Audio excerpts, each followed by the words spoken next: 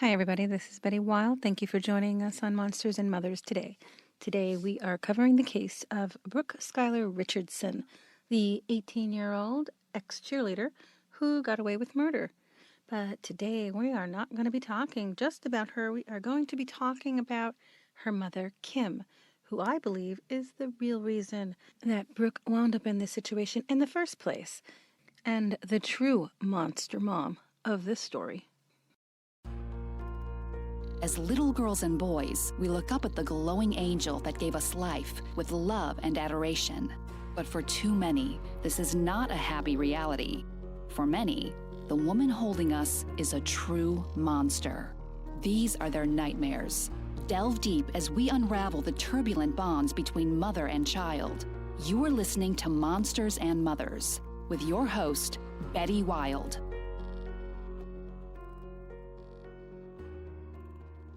So this was the case of the 18-year-old cheerleader that got away with killing her newborn only 2 days after going to prom.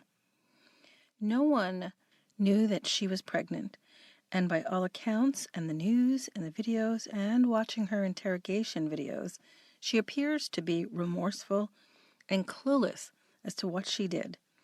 Sadly, this case is a lot bigger, and not enough investigation went into this, in my opinion. After watching her interrogation, you can actually see exactly when it is that Brooke lies, and we'll go over that later. We're also going to be going over how her own mother, Kim, set her down this path and would cause her to kill her own child. On May 7th, 2017, Brooke Skylar Richardson gave birth to her daughter alone in her bedroom, a 36-hour labor, and her daughter was born into this world, and she did nothing to make sure that her baby would be safe. Nothing. She doesn't ask for medical assistance. She doesn't get her daughter to the hospital. Nothing. Rather, she buries her in the backyard and disposes of her remains and all evidence of her daughter's birth. Her reaction to her daughter's death was to text her boyfriend, "OMG, I am so happy." And then off to the gym she went to further erase all evidence of her ever being pregnant. Skylar never intended on having or keeping this child. There were no blankets, no bottles, no preparation as far as seeing if there was prospective parents that would take this child. She planned nothing but one thing: to get rid of and eliminate all evidence of her child. When police officers asked Skylar if there would be any searches on her phone or computer that were for how to give yourself an abortion, and her reply was to put her hand on her head and say, "I don't think I did," as though she knew she was looking, but she wasn't sure if any of that would be showing up on her phone or computer, which means that that actually was on her mind. She went further to say, there may be something like that, not exactly. It was like you were talking to a child and trying to get something out of a child. She didn't want to incriminate herself, so maybe there was something on there. I'm not sure. I think I covered all my tracks. I'm not sure. That was her attitude towards it. She got pregnant when she was 18, and Skylar never told anybody, not her parents, not her boyfriend, not the father of her child, not her father, not her teachers, not the daycare that she worked with, where she was surrounded by support. She found out she was pregnant in the spring of 2017. The defense says that the baby was born dead, but the prosecutor said that she murdered her. In the interrogation room, she admits that she squeezed the baby too hard. Skylar Richardson had said to the police that maybe the baby was moving and that maybe she had made noises and maybe that she had been alive, which for the layman means it's not stillborn. On April 2017, Skylar becomes fearful that she might be pregnant. Her mom schedules an appointment for her with the OBGYN for the purpose of obtaining birth control, but secretly, she wanted to find out whether or not she was pregnant. She sent this text to her mother. "Let's not go to the doctor tomorrow. I changed my mind. I don't want to. I don't want to be on the pill. I'm way too scared to go, and I'm seriously panicking about prom and not looking my best. It's hitting me how much I hate myself for getting that dress, and I'm going to look so bad. I finally have friends to go with and a great group and a great date, but I've screwed myself so much. How I look, I'm freaking out. I feel so scared. I just want everything to be okay, and I need you to let me know that it's going to be okay. Her mom replies, I'm here for you. It will be okay. Just relax. Do not panic. I think at this point, Skylar was panicking, that the doctor was about to find out that she was pregnant, and she was terrified of the reality of what to do about that. Okay, this is where we're going to go shift directions to the real monster in the story, because I truly believe Skylar isn't a person anymore. After reading all the texts that transpired between her and her mother, you would have thought that they were actually between two teens, the way they read and how they talked to each other. But they aren't. They are between a narcissistic mother and her supplier, which is her daughter, also known to you as Skylar. The reason we don't see Skylar responding to her child as if that child was a person is because Skylar isn't a person anymore. She doesn't understand real love and what a healthy love of your child is like. All that is important is pleasing her mother, Kim. And this will not please Kim Richardson at all. In the text, she says she hates herself, and at no time does Kim, her mother, try and set that right. She doesn't try and reassure her that she's going to look beautiful no matter what. In all the texts, you will see that Kim never reassures her daughter and only wants to know that she's doing what she can to lose weight. And that is the entire crux and focus of their relationship. She just seems to allow her daughter to just go on thinking like that without feeling concerned about it. And you can see how her daughter was actually looking at the time. And if you look at the photos, you can't even tell she's pregnant. So there are photos of her before, during, and after. And quite honestly, at no point did Skylar look as though she was overweight or even needed to lose any weight at all. Skylar says, I'm just in freak-out mode. I want to look amazing again. More than anything, I hate being like this so much. And her mother replies, honey, you run each day and literally drop sweat, eat good, and you can drop it quick. If you get serious, you can probably pull it out. So her mother's response is that she can do it, not, baby, you really don't need to. You look great the way you are. But she doesn't do that. She keeps pushing her to lose the weight. On April 26, 2017, Brooke's nightmare was coming true, and her doctor told her she was in her 3rd trimester and she would soon be giving birth. Dr. Andrews said that she was in tears and telling him that I cannot have this baby and nobody can know. They even went so far as to put her on a suicide watch. That's how extreme it was. So at this point, she should have received a lot of help. This is a young girl carrying a burden, a child that she cannot handle. The doctor should have stepped in right then and there and said, okay, due to your reaction, we are going to have someone monitor you to make sure you and your child are okay. Because remember, she's just finding out in her 3rd trimester, which means that she did not receive any prenatal vitamins. She did not go to any checkups. We don't even know how the baby's doing or growing well. These are things that, by her reaction, would show that she does not plan on really taking care of herself or her child. If you do anything to yourself or to your child, you have got to tell someone, Dr. Andrews said. You have to come back. You have to have an ultrasound. We have got to get you vitamins and proper care. She was already in her 3rd trimester, and at this point, the doctor should have reported it. Brooke, however, never followed up with that doctor's appointment. She never told anyone she was pregnant. She tried to conceal her pregnancy, and she took absolutely no effort into the care of her unborn child. This text was sent just before Skylar went on a contraceptive pill. And this is while she's pregnant. Kim says, we will leave soon, so go out, take a run, do something because it's really getting down to the wire. Did he say anything about your stomach? I want to keep being honest and open. Even Dad asked me about your tummy, so please find a way to get yourself back. Skylar responded with, "Okay, I will go for a run here soon, and then I'll do an ab workout." Mom replies, "Okay, good, I'm fighting this with you."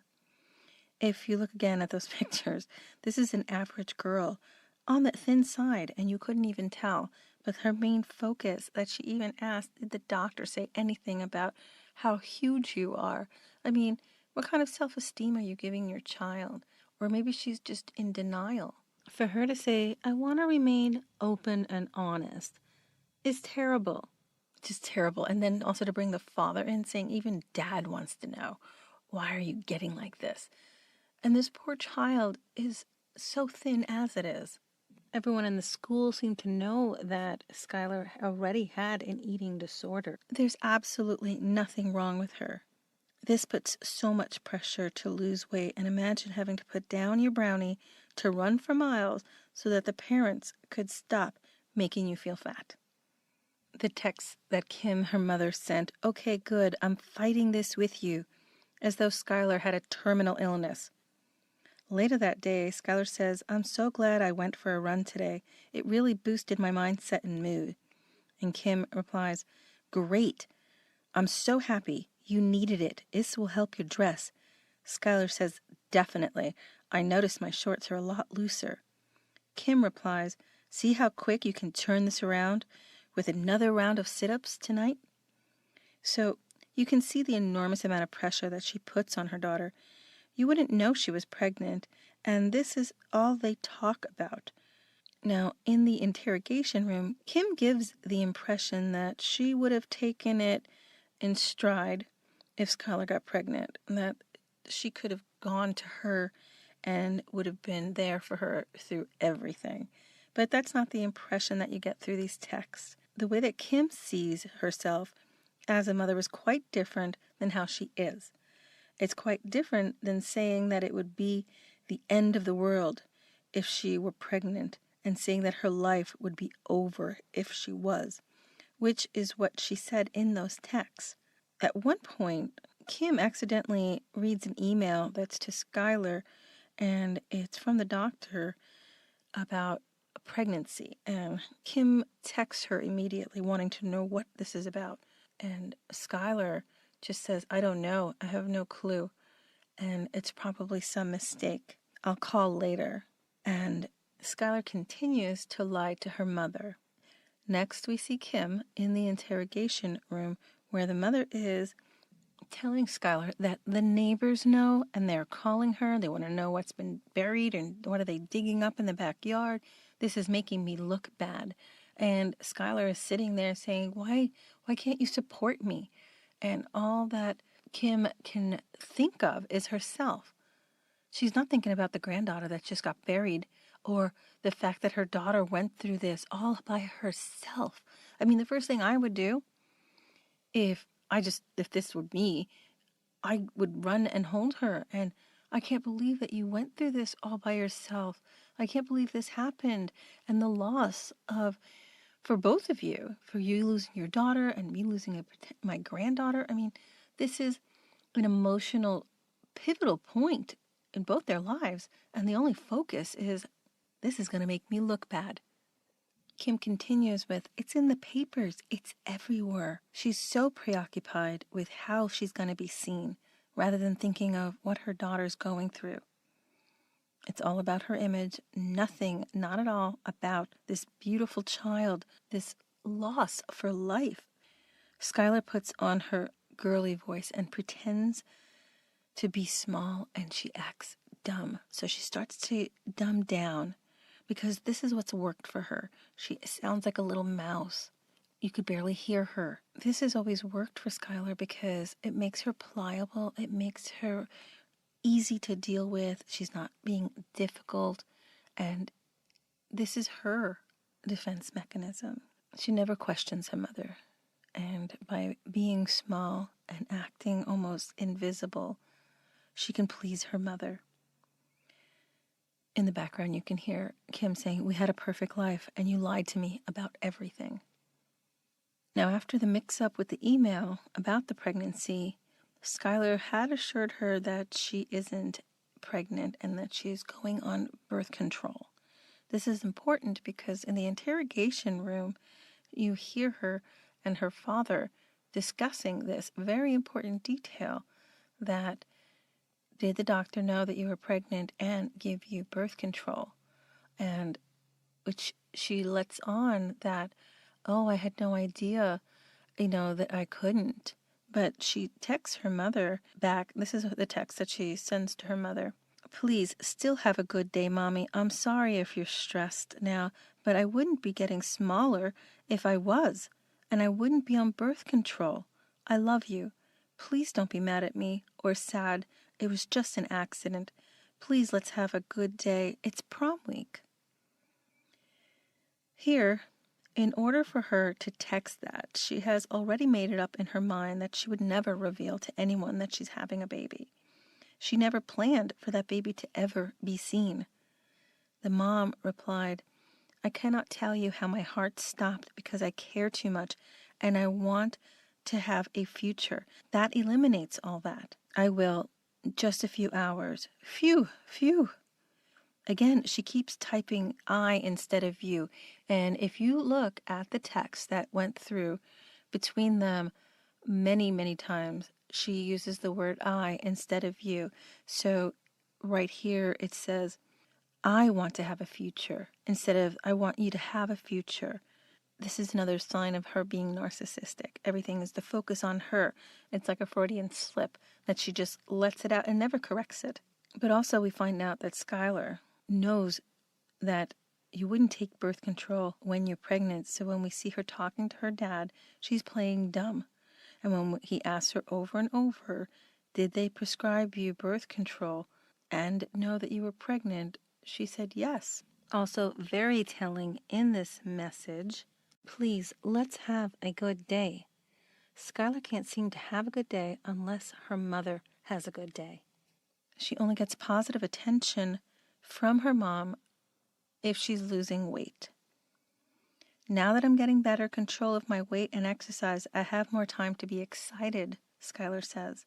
Kim says, good, I'm so proud of you. You will have so many other chances to dress cute, so stay motivated. Skylar then says, thanks, that motivates me so much to hear you say that. I've been killing it this past week, and I feel like I'm getting a hang of what works for me and how to control my weight and hunger.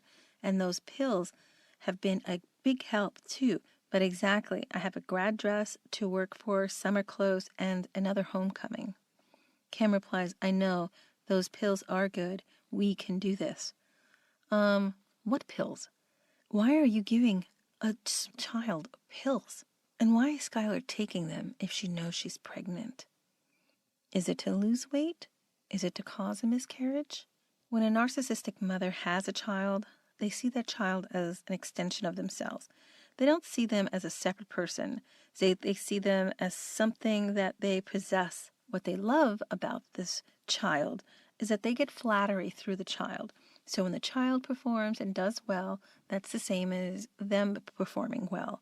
And they get their ego boost from that. So Skylar is a constant supply for her mother, feeding her narcissistic needs. She's always telling her mom how well she's doing, but rather than being able to ask for love in a normal way and being able just to be honest about what's really going on in her life, she can't. And the only way that she can get reassurance from her mom is if she's losing weight and thin. Her mom replies, I know those pills are good. We can do this. So again, this is her acting as though they're one person on the same journey. So it may sound like she's supportive, but actually it's very debilitating. And this is another way of seeing that she sees them both as inseparable. It almost makes her seem as though she sees her daughter as an object. An object is not something that you love. You love what it does for you. And its only purpose, and the only purpose of that thing is to get a lot of praise and positive attention and losing weight and looking a certain way. These messages were sent about a week before Skylar's baby was born. Keep fighting. You want to make yourself proud, and then Brandon benefits from a super amazing girlfriend. Yes, Skylar replies, I'm working so I can be confident in myself, and then everyone around me benefits. So Her mother is giving Skylar this impression that if she's thin enough, then she'll be lovable and worthy of Brandon's love, and that he deserves someone who is thinner than she is now. So imagine the message that she's sending to her about her self-worth. She's going to feel like what she's worth in this world is only dependent on what she looks like. Skylar replies, LOL, I'm working so I can be confident in myself. She's laughing in this message when it seems strained and she no longer connects with herself. She's split off. She becomes very easy to manage at this point, who has exactly the same values as her mother and about how important it is to be thin, basically, and to look nice. This is how a narcissist is born.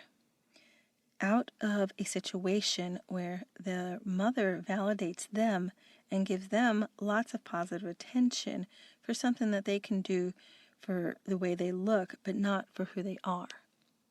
Because that's what buys her the closest things she knows to love, she's just admitted to hating herself. She's saying that she owes it to other people around her to look her best and that they deserve that. What her mom's saying is that the people around her deserve better than this, instead of what the daughter deserves, that she shouldn't be dependent on what other people think.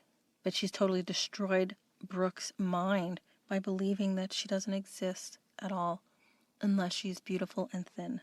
This is in itself neglect for her daughter's feelings, and she's not interested in them. It's useful for her if her daughter hates herself. So the prize for Skylar that she gets out of all of this is her mom saying that she's so proud of her, and every sentence is positive validation. If her mom is excited, then she is. If she had that baby, she would have been no use to her mother, and her value would have completely dropped. This must have been an entirely stressful point in Brooke's life, and when it came down to the real wire, she realized that she had to choose, and she couldn't give up this place that she was with her mother, because that's all that she wanted, and she knew that this child would have taken that from her. So we know a few things, really.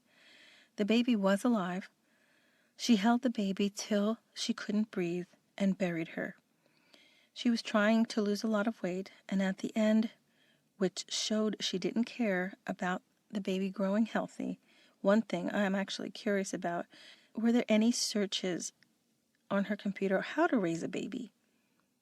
You know, the prosecution and the defense were talking about were there any searches for how to get rid of it. But were there any searches at all on the internet for how to plan to have a baby, how to raise a baby? And there wasn't. We know she Googled how to get rid of the baby, but who the hell Googles that if they're planning to keep their unborn child? The baby was full term, not stillborn. During the interrogation, when she said she didn't hurt the baby, she moves her glasses. Now, this is a sign of deception for body language, and when you are interrogating a criminal, there are signs during the first 5 minutes, first 5 seconds, where you can detect when someone is lying through their body language. And when someone asks her if she hurt her baby, you see her slide her glasses to the side. And that is a sign of deception, and her body language means that she's creating a barrier between herself and the truth. The only thing that mattered was that she lost weight, and that her mother was happy again, not what her daughter thought or went through. Think about it. This is an adult child, and she was found innocent because there was no way to prove or really make sense of what she did. And I'm very curious, why would you burn the child? At first she said she didn't, and she said, I promise you, I didn't. I did not set fire to the baby. And then she changes the story, and she did. She did light her child on fire. And was this to further get rid of the evidence? Isn't that the act alone proof of her intention to keep this secret hidden? How else do you get rid of a baby? And by the way, I Googled it, and the only thing that comes up is abortion pill, and that has to be done within the first 2 to 3 weeks. So her options were limited, and of all the cases where a mother is giving birth on a toilet, this usually ends in murder. A woman who intends to have her baby makes a bath, lays comfortably, prepares with bottles, towels, blankets. There was no evidence of this. Skylar will live in her own prison because of this, the one her mother trapped her in. And that is a life sentence all on its own. My prayers go out to the women who live in fear of what others think of them, and that they think that the life of their child is less than the value that you are placing on others' beliefs in you. Think long and hard before you make this decision. If you are so vain and if you are so concerned about what others think of you, think about what they will think of you when you're in jail. Thank you for listening to Monsters and Mothers, and I'm Betty Wild. Thank you for listening to Monsters and Mothers. Subscribe to hear more chilling accounts of mothers who commit unspeakable horrors.